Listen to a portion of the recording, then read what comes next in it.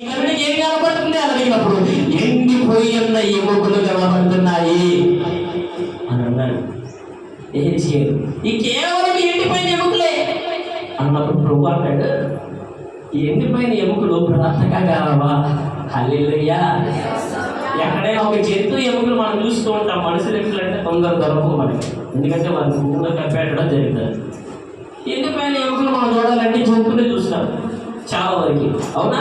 ఆ జంతువులు ఎండిపోయిన ఎముకలు తిరిగి అతుక్కోగలవండి?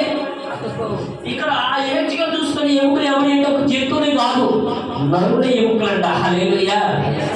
మనుషుల ఎముకలు ఎండిపోయిన ఎముకలను చూస్తున్నాడు. ప్రభు అంటాడు, తిరిగి అతుక్కోగలవా ఏహెచ్కేలు అంటే, ప్రభుతో ఏహెచ్కేలు అంటున్న మాట ఏమిటండి, ప్రభువా అది నీకే తెలియదు. హల్లెలూయా. అంటే అర్థం ఏంటి? నువ్వు వాటిని వెంటబడితే ఎండిపోతాయి, నువ్వు బ్రతుకు అని ఆజ్ఞాపిస్తాయి, నీ బ్రతుకుతాయి. హల్లెలూయా. ఎండిపోయిన ఎముకలు నువ్వు బ్రతుకును అని ఆజ్ఞాపిస్తే అవి జీవముతో నిండుకుంటాయి. ఆ ఎండిపోయిన ఎముకలలో జీవం వస్తుంది, నరములలోకి రక్తం వస్తుంది. ఆ చర్మం, ఎండిపోయిన చర్మము ఎండిపోయిన ఎముకలను కప్పుకొని నరావతారిగా నిలబడగలదని ఏ గ్రహించి ఉంది అని అంటాడు. ప్రభువా అది నీకే తెలియదు. అట్లా కలగజేసిన వాడు నీవే, మాకేం తెలుసు?